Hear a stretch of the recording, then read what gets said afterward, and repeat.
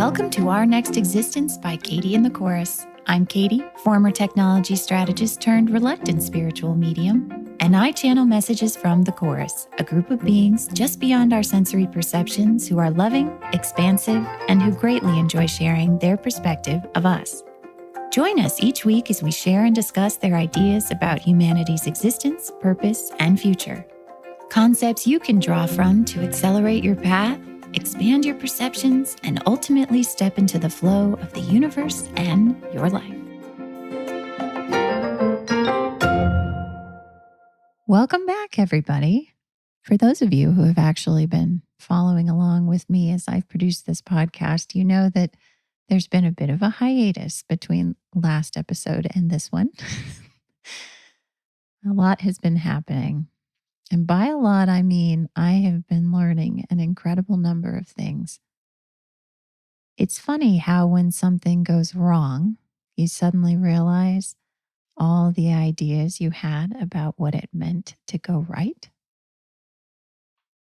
Needless to say, a lot went wrong over the last few weeks. And those stories will be coming soon. But today, I'd like to start off by talking about something that's a little controversial right now as I record this, which is whether or not to get a COVID vaccine. Now, for those of you who are listening to this podcast who have been drawn to it, I understand that a lot of you are probably like me, which means you've experienced things that are a little outside the norm at some point in your life. You are asking deeper questions or wondering about things that are kind of beyond just day-to-day life. And so when you see our world and our communities succumb to something that affects us all, it grabs your attention. There may also be a number of ideas that you have come into contact with about whether or not the vaccine is safe, who's really behind it, what's happening, all sorts of questions that others who are squarely, firmly in a different state of mind might not even think to question. I'm like this too. When I looked at the vaccine and when I looked at the pandemic, and I saw also a lot of what people would call fringe theories, I thought to myself, but those don't seem that fringe to me. I've lived some incredible things that most people aren't yet ready to believe or hear about, and nor do they need to if it's not yet on their path. So I kind of got to a point where I said, okay, well, I've learned enough from the Chorus to know that when it feels inspired, then that's good enough for me. When I feel that urge to get in the car and drive down and actually get the poke in my arm, then that's it. That's the right time for me. Well, weeks passed, months passed, and I did not feel that urge. And so I began to wonder if perhaps I was sensing that some of those larger risks were true for me. I didn't quite understand why I felt the way that I did, particularly when I live in a community where I am unusual. Everyone around me, all of our family friends, all the people that my son plays with have all been vaccinated at this point. I have listened to the message that you're about to hear from the Chorus almost a dozen times now, as the past 4 weeks have happened, and I have tried over and over again to get back to finishing this episode. And just now, I listened to it one more time, and I heard at the tail end of the message a meaning that I had not previously heard in it when I had listened to it before. And this gave me a new perspective.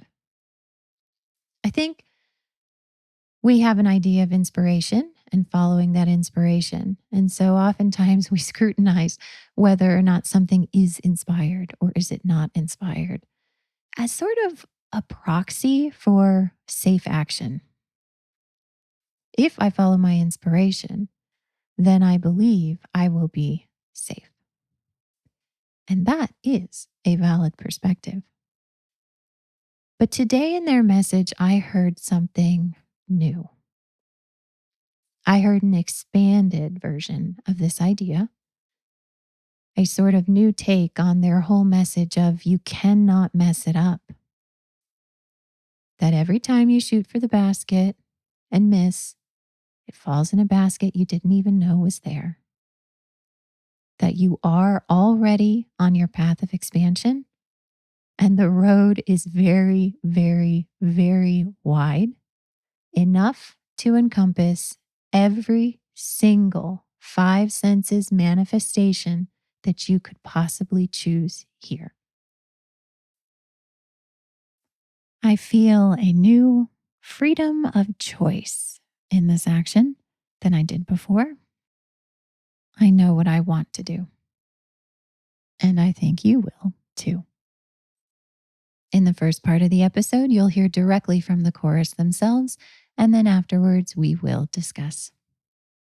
That is, if you want to listen to this right now, because the love and the clarity that you are seeking in these messages, even when you can't listen to these messages, will find its way to you. Enjoy.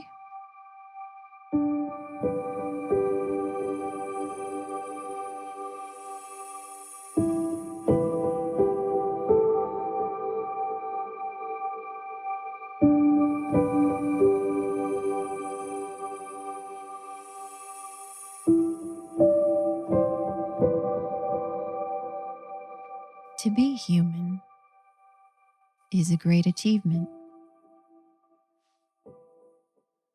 We know that you may not think so at times, but we do.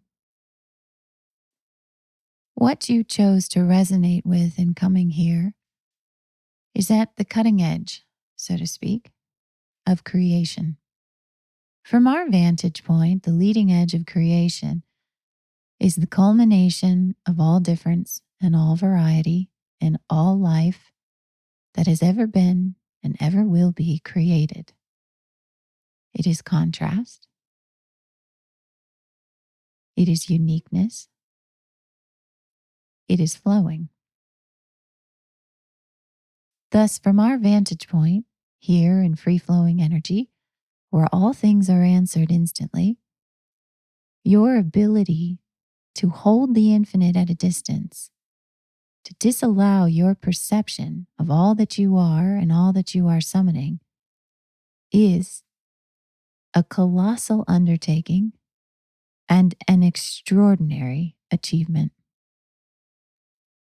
It may sound funny to you that we use these words that allude to efforting, as a human would put it, these words that refer to completing something, doing something, when we have spoken so much to you about how things in flow arrive without effort. Beloved ones, we have noticed that from the human perspective, when we talk about effortlessness and needing to do, that a human will often sense within themselves a diminished desire to do, as though the conversation about ease and effortlessness, rather than talking about how exhilaratingly, unflinchingly, perfectly you can choose to do anything and achieve your desires, turns into a sort of, well, then I shall sit here and do nothing so that it is easy. Do you see, beloved ones, how this is another aspect of your limiting beliefs? Taking from us our perspective of things that are flowing and turning it into diminished desires. And you might say, is this all futile then? Will my limiting beliefs forever apply limitation to everything that I experience here? And we would suggest that that is not so. The experience of awakening is becoming conscious of these limiting beliefs and how they function. It is not an endless road, not by far. And moreover, through the experience of moving through these beliefs consciously, you awaken to more of what you are by the power of the contrast that you are resonant with. You discover more of the unique being that you are. We understand now that from the human perspective, as you awaken to more and different limiting beliefs, the part of you that is still rooted in that limitation will tell you that this limitation is the same, perhaps, as all limitations that you have experienced before, that you have not yet defeated it or moved beyond it. The limiting part of you will also tell you that this may not ever end. In that way, it is resonating with limiting beliefs about being stuck, which is completely a human belief. From our vantage point, beloved ones, you have already progressed very far indeed.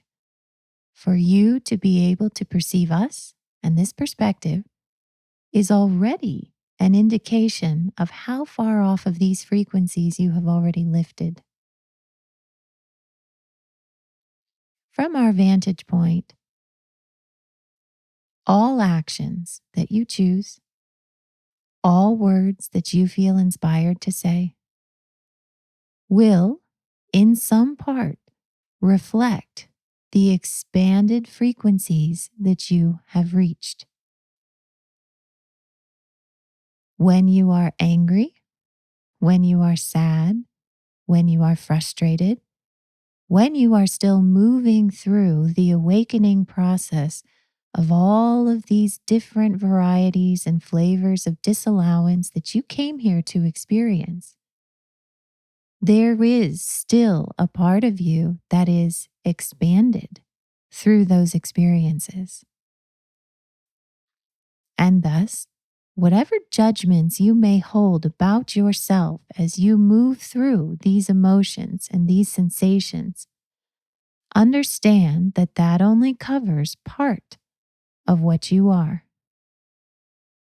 The greater, more expanded part of you can communicate love and clarity through any emotion that you feel, that you resonate with while here in the experience of limitation. Beloved ones, there is no stuck. Most especially when your mind and judgments are telling you that you are. For in that instance, the beliefs of limitation are activated in such a way as to balance the incoming energy, or said another way, the expanded energy that you have expanded outward to reach. The balance is not insurmountable. The balance is not stuck. The balance is simply leaving the game intact and continuing to fill out the paths in front of you with more and more equally valid options from which you may choose. You are awakening to your power of choice, of true choice, not just between five senses manifestations, but energy and frequencies and ways that you are expanding, ways that you are becoming aware of your own consciousness and how you chose this path and how you create.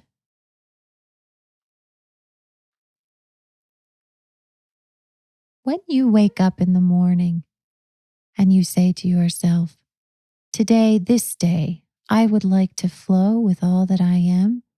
I would like things to be effortless and joyful. Then we would say to you, then so it shall be.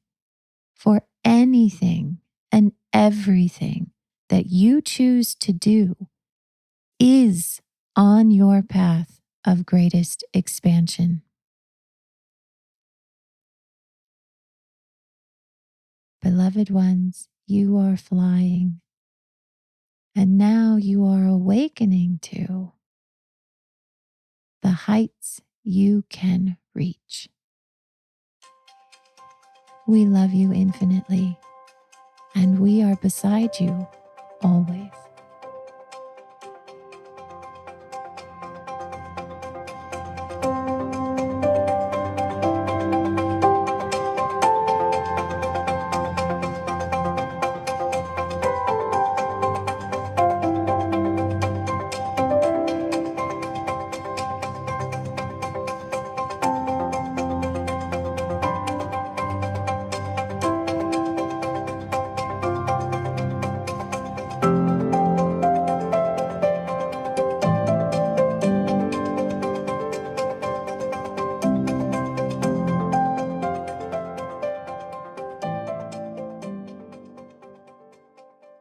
I originally recorded that message from the chorus some number of weeks ago now. And since that time, I have attempted to record a podcast to go with this friggin' message 8 or 9 different times. I mean, it feels like it could be even more. And today I sat down again to try it again.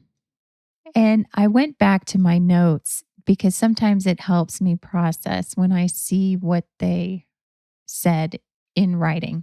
So, usually when I start making notes about an episode, I throw in sort of a placeholder title until I come around to what the actual title is. It's usually like one word, like depression or love or, whatever it is.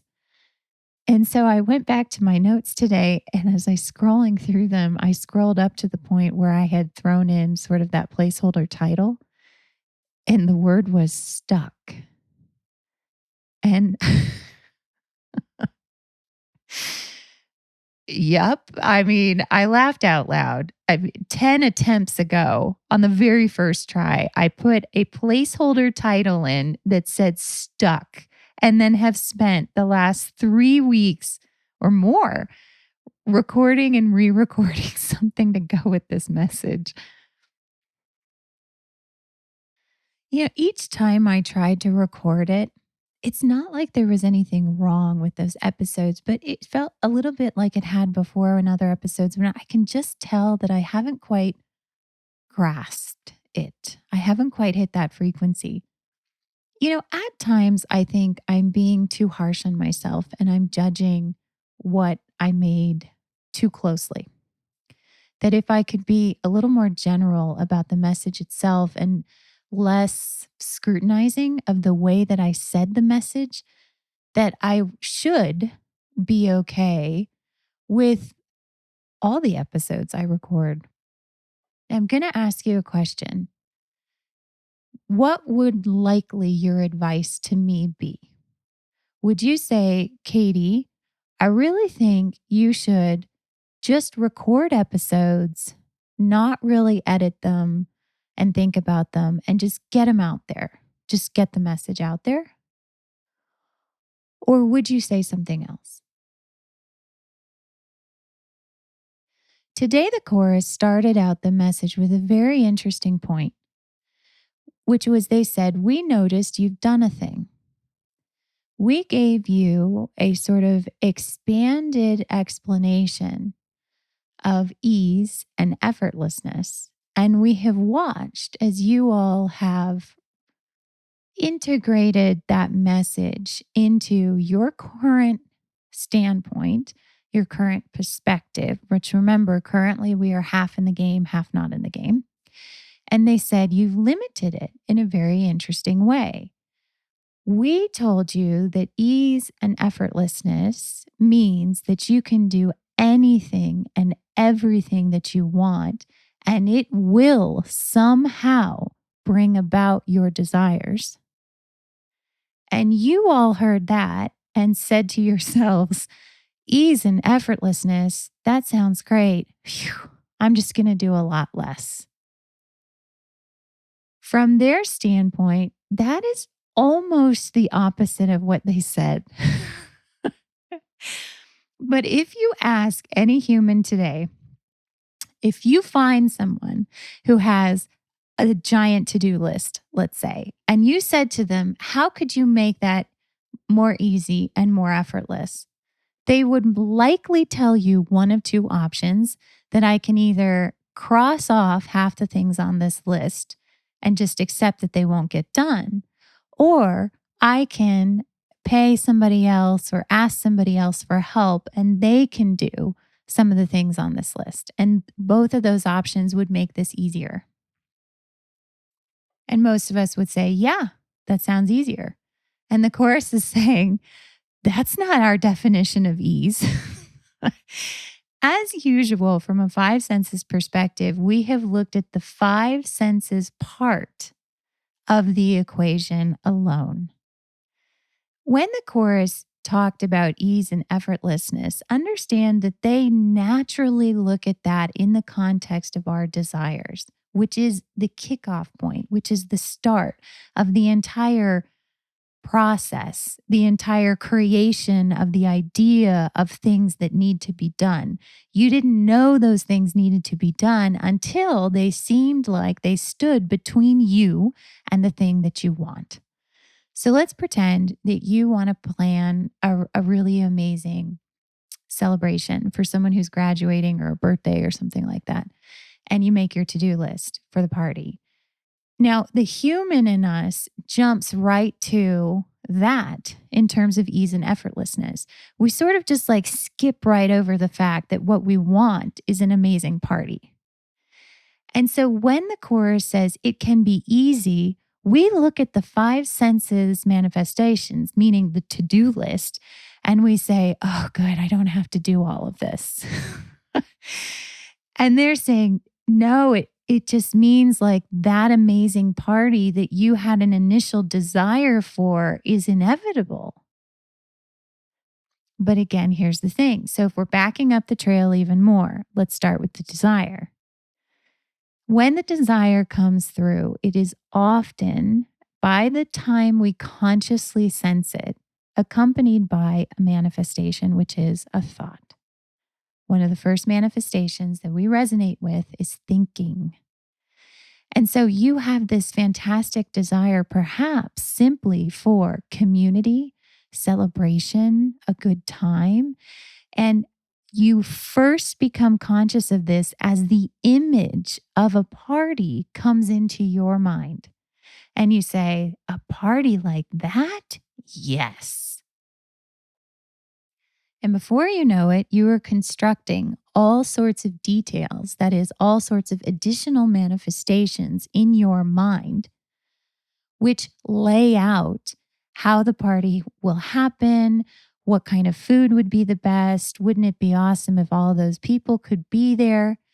And as is our capacity for limitation, all of those things begin to translate into an identification that those things do not yet exist on our frequencies. The party hasn't happened yet, obviously. And then very naturally begins to activate our beliefs about needing to do something in the five senses world to bring that thing about. Meaning, here comes the to-do list.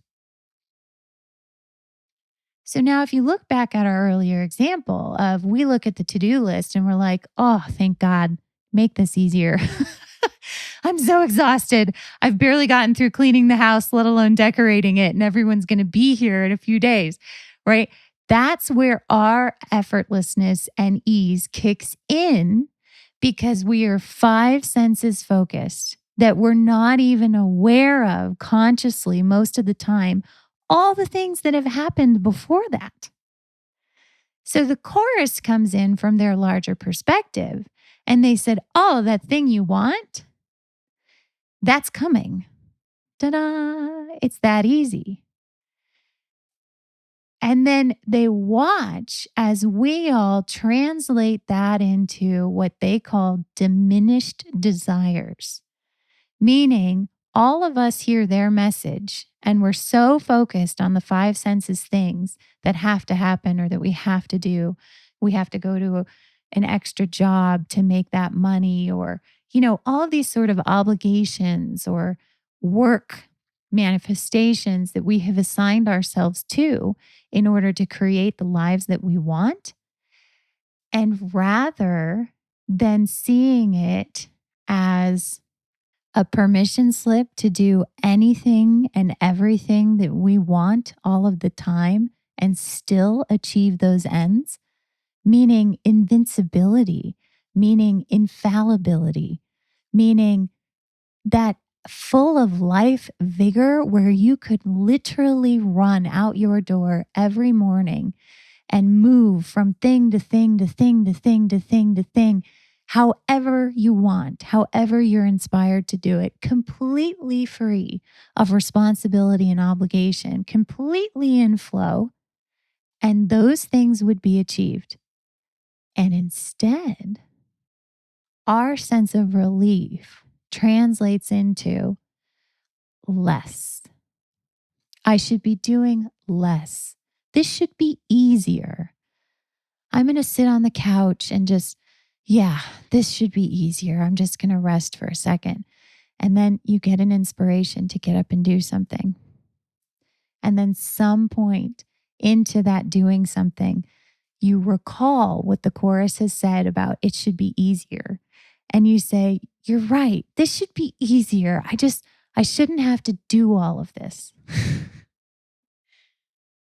Instead of recalling their message in the middle of that endeavor and being like, it really doesn't matter how I do this. I can just do this however I want. There are no external judgments. There are no external criteria. There's nothing I have to meet. There is no right or wrong way to do this. The idea of one path, the idea of one way, the idea of a best way to do anything is the illusion. From the perspective of the chorus, there is literally an infinite number of ways to do a thing perfectly. So I want to bring up mental projection for a second. And actually, it's only like the 10th time I brought up mental projection in the times I've tried to record and then re-record this episode. So who knows? Maybe this is it. Maybe this is the one, you guys. So in previous episodes, we began to touch on the topic of mental projection. In one of the episodes, we talked about it in terms of linear timelines and how when we are affected by a desire or something like that, or the sense of a responsibility, really anything in our five senses environment that we are automatically responding to through our belief systems, we begin to, I said in that episode, I believe, pile up manifestations. The example was that you have a really big meeting next week. And as soon as that gets assigned, as soon as that gets scheduled, as soon as there's something ahead of you on your timeline, you begin to create piles of mental manifestations about how that future point in time should look. Now, what we didn't get into in great depth is how humans use that sort of mental projection, that forward projection, in lots of subconscious ways that we're still only awakening to now. Unbeknownst to us consciously, most of the time, there is a constructed mental projection of more than just what will happen at a future point in time. We create mental projections of our own identities. We create mental projections of our own stories of who we are. We create mental projections of the ways things should be going. the ways cars should drive, the way leaves should fall to the ground, the way nature should behave. And as part of awakening, what is happening is that we are gradually becoming aware of these mental projections. One of the top ways that we become aware of the existence of a mental projection that we didn't know was there is through the feeling of being stuck. Let me explain. One of the most obvious examples of this to us today, we experience when we go through something that we call disease and illness. Now, illness and disease are powerful engines of awakening. So they deserve multiple episodes in and of themselves, and we will get there. We will move through it. But today I want to talk about one aspect of disease, which is this sort of nudging us in the direction of understanding our own mental projections, our own subconscious structures of expectation is one way to describe those. One of the things you will notice about the experience of disease and illness, if you have ever undergone it or if you've ever supported someone through it, is at some point early in the process, the person will be very angry, will be very frustrated. This frustration we have often chalked up to sort of the phases of acceptance. And anger is usually, one of those early phases of acceptance. It's interesting to me that we put anger as something to pass through on our way to acceptance, as if acceptance is the ultimate goal here. We need to be okay with this. We need to integrate this into our lives. And that anger is sort of like this bump in the road that just shows us that we haven't integrated it yet. From a certain vantage point, yes, that makes sense. If your objective as a five senses human is to sort of become less emotional, or I'll be more specific, less negative emotional, then sure, I could see how anger is just a step on the way to something else. But let's pretend for a second that anger is actually the goal destination. Let's pretend that there is something so incredibly valuable in anger that we, on our path to expansion, manifest a series of events, if we're using linear timeline, or that we manifest a very powerful moment, if we're not using a linear timeline, in which we perceive something greater than our limited belief systems, which draws our attention to the limitations themselves and assists us in our awakening. So now, if we look at anger as the goal destination, from that vantage point, you might get curious about, well, what is appearing in that moment? What am I learning about myself in that experience of anger that happens uniquely in the sense of anger? According to the chorus, it's that more expanded part of you. But as a human, we would often experience this or describe this more closely as deeply held unconscious desires. Now, we can all think of times that we got pissed about something that we wanted not happening, right? Causes anger, doesn't it? Imagine that you really expected that something was going to arrive one day, that you were going to get somewhere on time, that something was going to work out, and then it doesn't. And you had your expectations really high on that thing and it doesn't work out. Okay. That's a very quality example of you had a desire, you had a thing that you wanted, and you thought it was going to go in the way that you had mentally projected that desire to go. And then it doesn't. And you feel anger because you look at the way that it did manifest And it's so different than what you felt like you were going to experience that in that moment you get pissed off. Okay. Now, let's take that example and look at it from an energetic standpoint. You have a mental projection of a desire.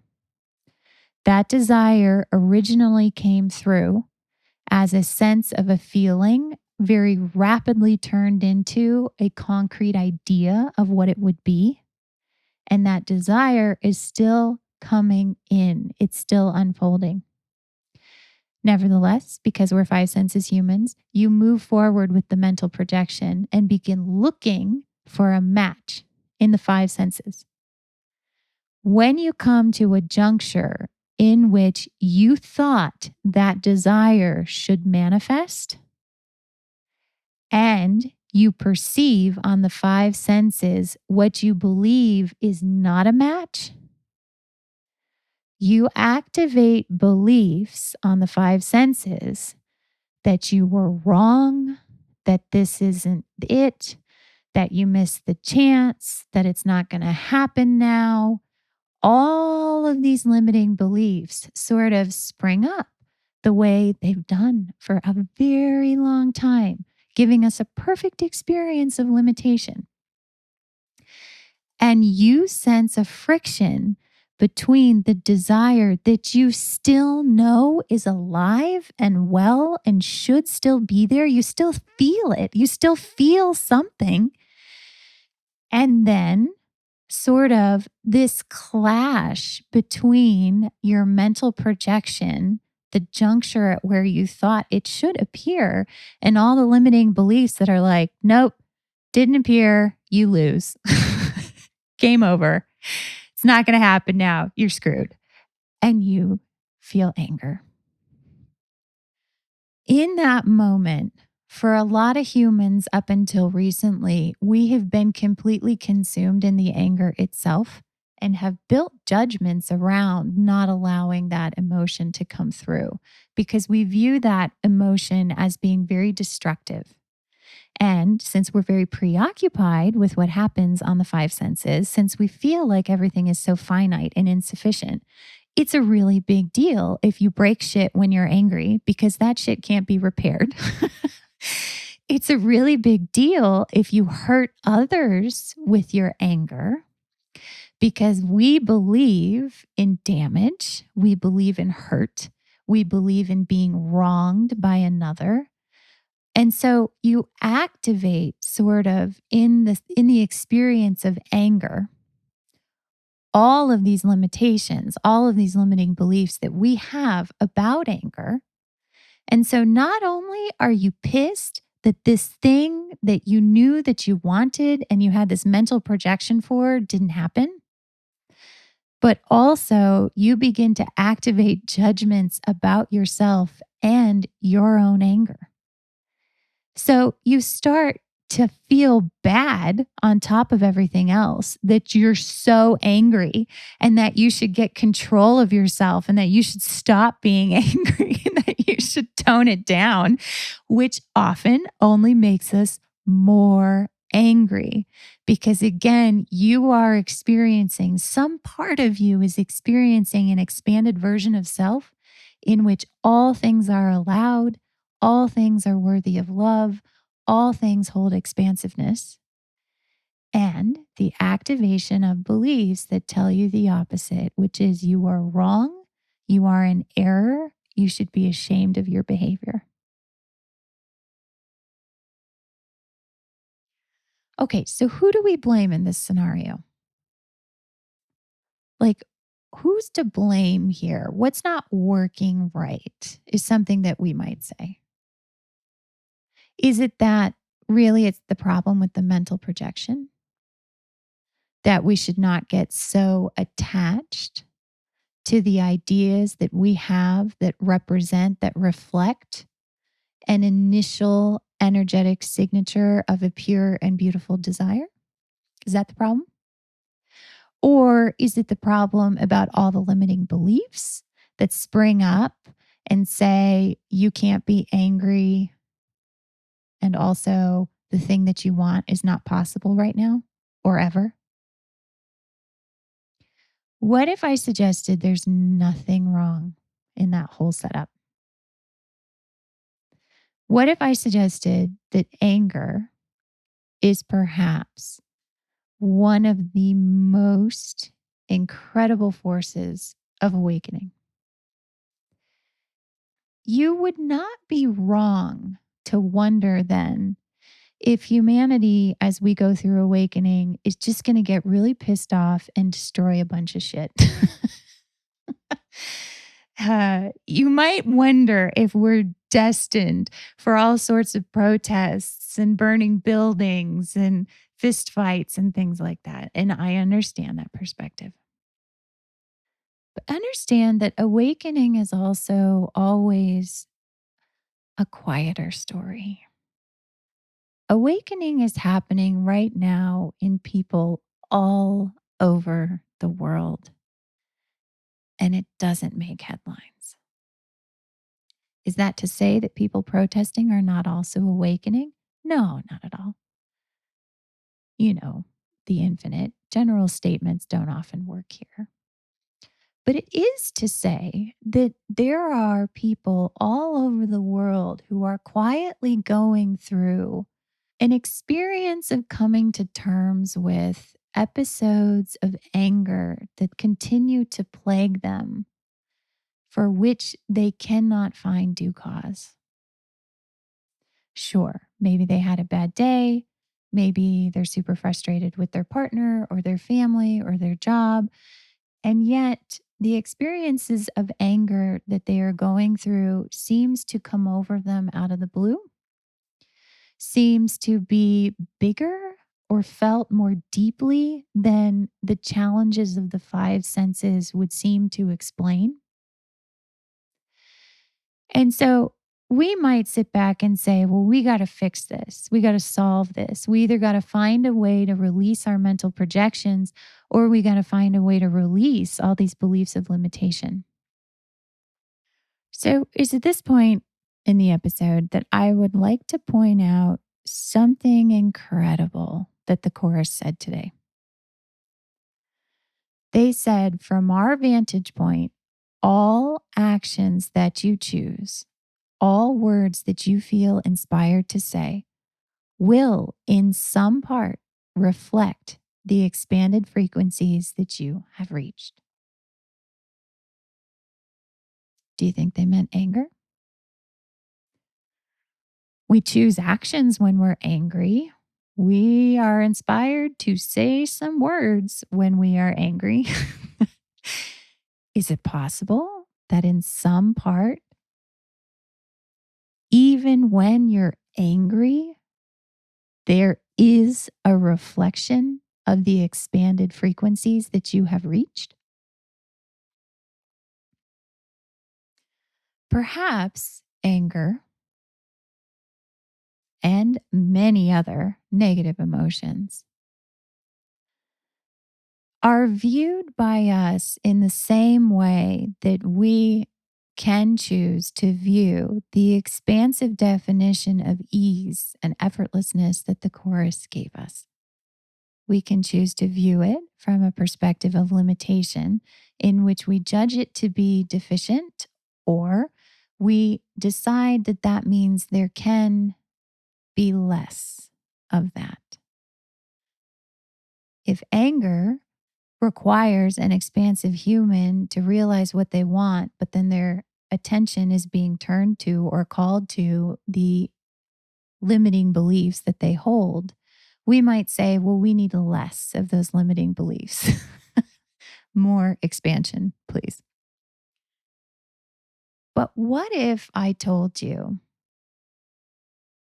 that the last time you got angry or the next time you're about to, you are totally and completely right. You are right about what you're getting angry about. Everything you feel is valid. And you are going to make and have made very important points that other people will benefit by hearing? Does anger feel as shameful? Do you regret as much what you said? If you knew that every time you experience anger, some sort of immensely powerful clarity is coming through you, would you hold it in? What is the aspect of anger that makes it so reprehensible? Like we've already mentioned, humans tend to destroy things and hurt things around them when they're angry. Or is that just a perspective? From the viewpoint of the chorus, where they view all emotions across our spectrum as infinitely perfect and worthy of love, they are in a perspective and in a vantage point where then they receive love. They experience love and perfection through everything that they experience. So let's pretend. Let's pretend that the next time you get angry, super pissed off, a member of the chorus is standing in front of you instead. And let's say you say some really awful things to the chorus. Do you think the chorus would be hurt by your words? Or would they instead see more of the being that you are, the experience of limitation that you chose, the history, the incredible uniqueness that you represent, the beauty of creation and how powerful it is? They tend to see that in everything. Is that because of the chorus alone? Or is that because also of a part of you? So now I'll ask a different question. How would you stand in front of the chorus and be angry if you and the chorus are on vastly different frequencies? There is some part of you that has expanded to this moment, to these podcasts, to these messages from the chorus, to this point in your life where you were even drawn to listen to these things. There is a part of you that is on their frequencies.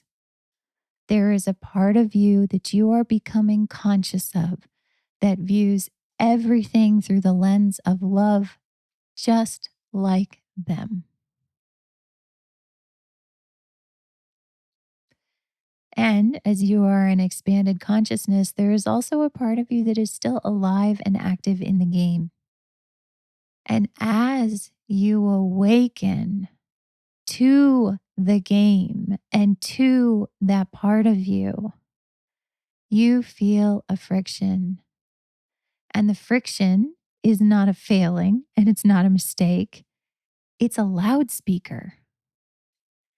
It's all of your limiting beliefs taking turns at the microphone and saying, "Here I am. Look at me. You don't have to believe in me anymore. You did not just miss the perfect time. You did not just lose the opportunity for your desire.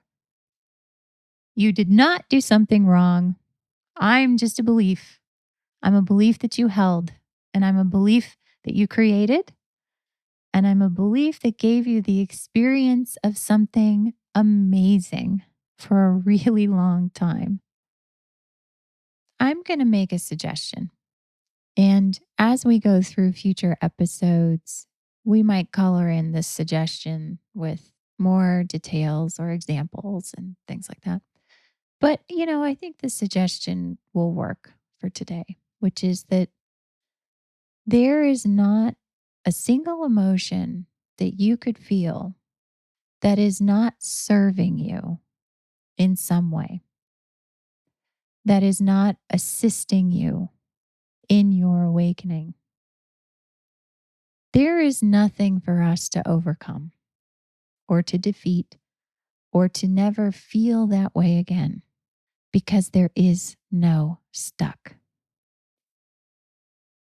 We are expanding effortlessly all the time. When you're thinking and when you're making mental projections, you are awakening to your power to do so. When you get angry, you are giving yourself an incredible experience of clarity and understanding your deeply held desires, as well as all of the limiting beliefs that held you away from the manifestations of those things. When you feel depression, it is assisting you in understanding vibrational eddies and your ability to choose to focus on one side or the other, to understand the sensations of balance and to understand the sensations of making choices and trusting in yourself. And grief is a precious thing.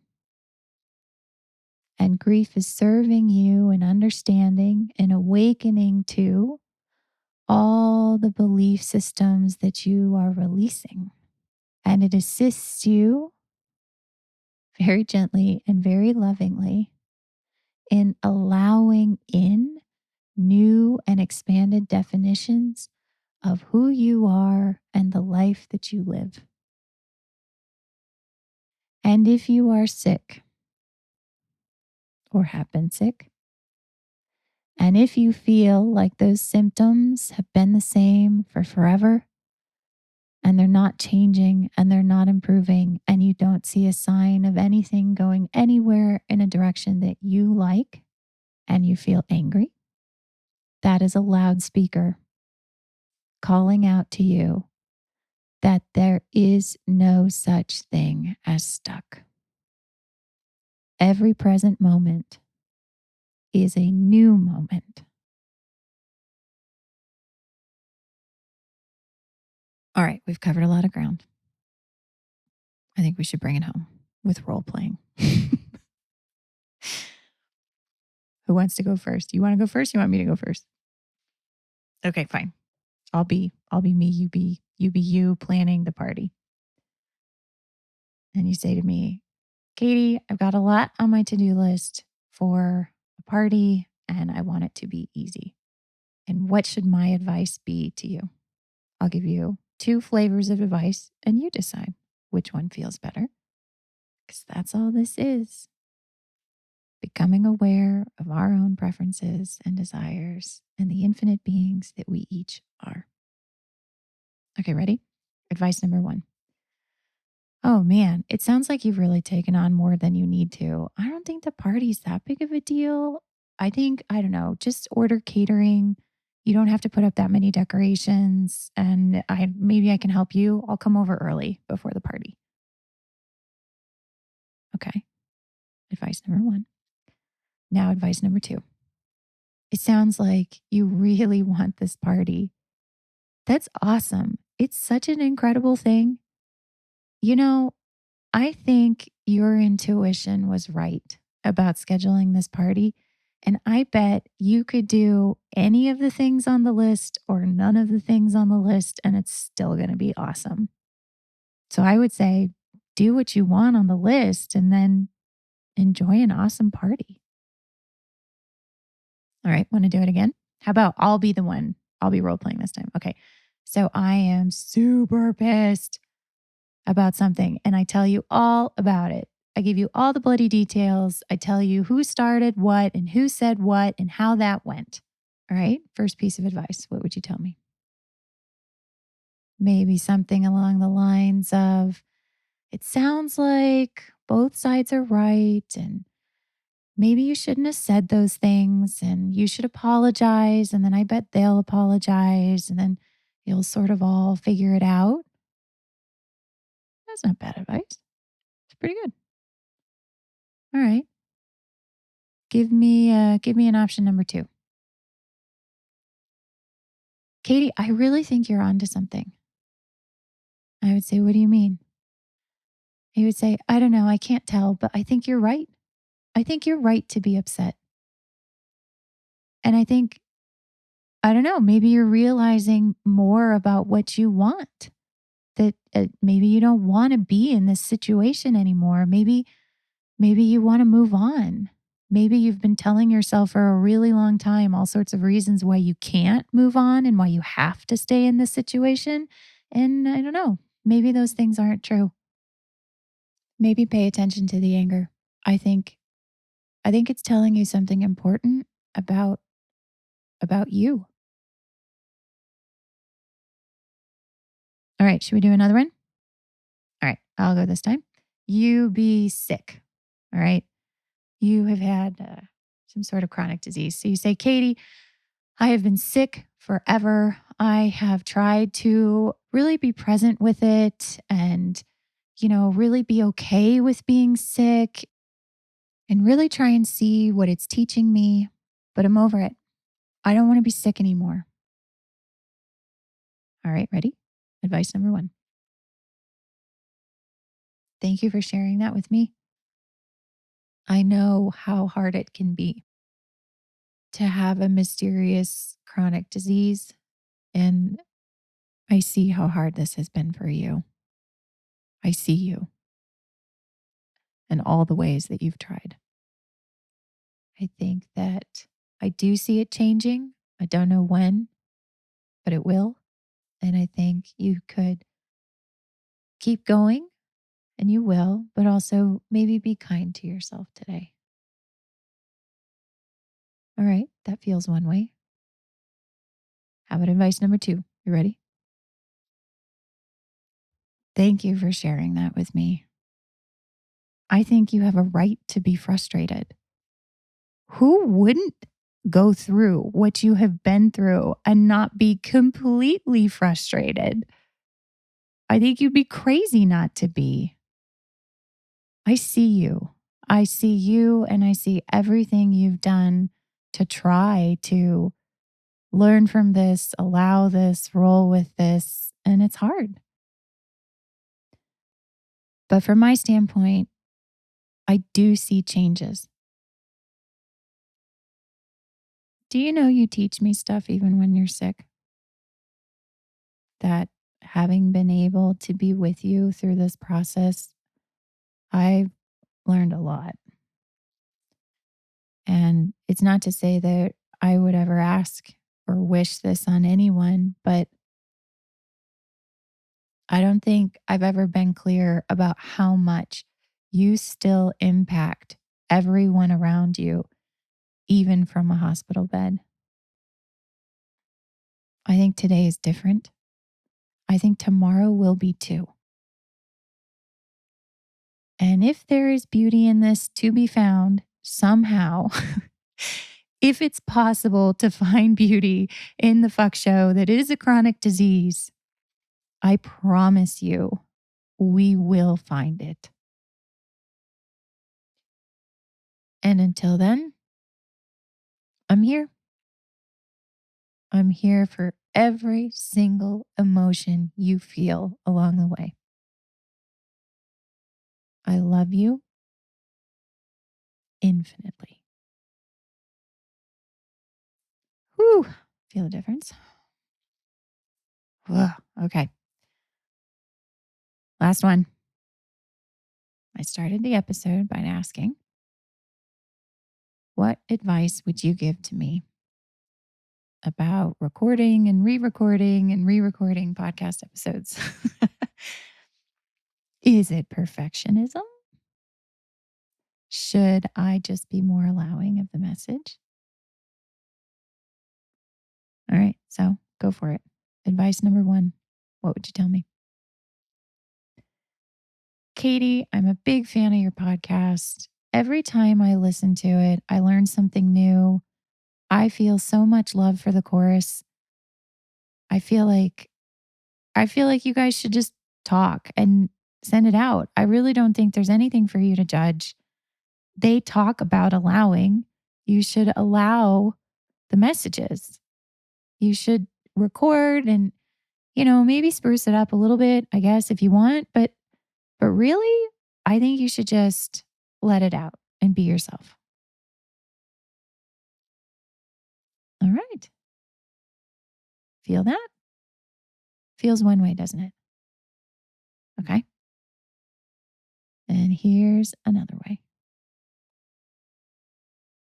I don't know, Katie. I think you know a lot. I think you've lived a lot.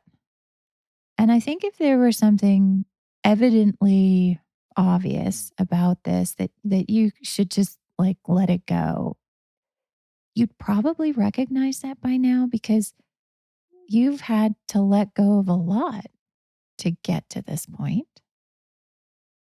So I think you're right. And I might say, I'm right about what? And you might say, I think that however you feel about the podcast is right. That if you feel like it's incomplete, then for you, it is. There's something in those multiple edits. I don't think you're stuck on one episode. I think you're learning a lot about something important about you or about these topics by recording and re recording. And so I don't see a loss in that.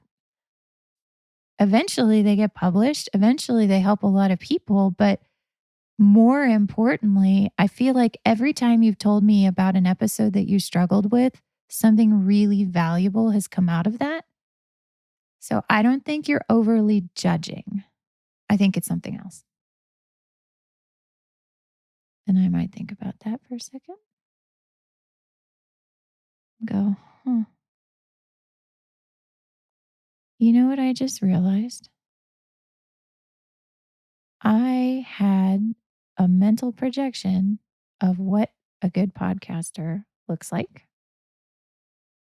I had made some sort of subconscious obligation to doing this on a regular basis. I, wow. Yeah, I had really already formed a lot of judgments about how this process should go. And it was getting harder and harder to follow my inspiration already. I've only been doing this for a couple months.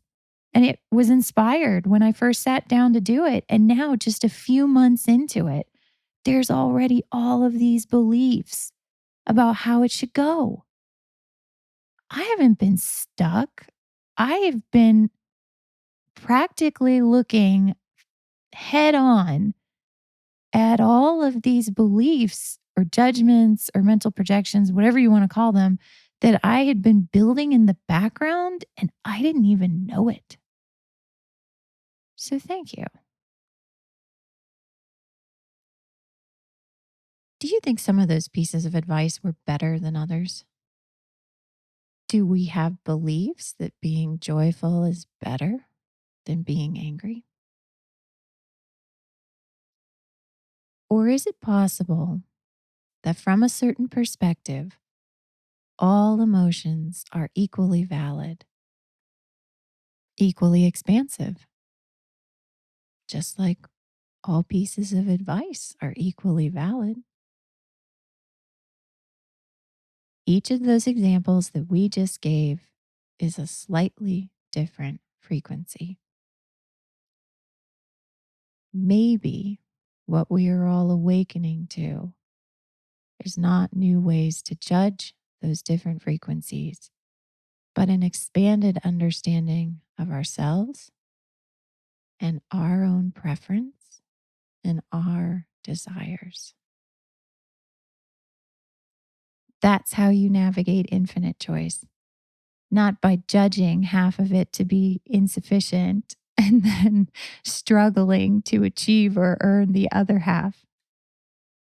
Rather, you look at all of it as full of infinite potential because you look at yourself that way. And oh, my friends, you are full of infinite potential.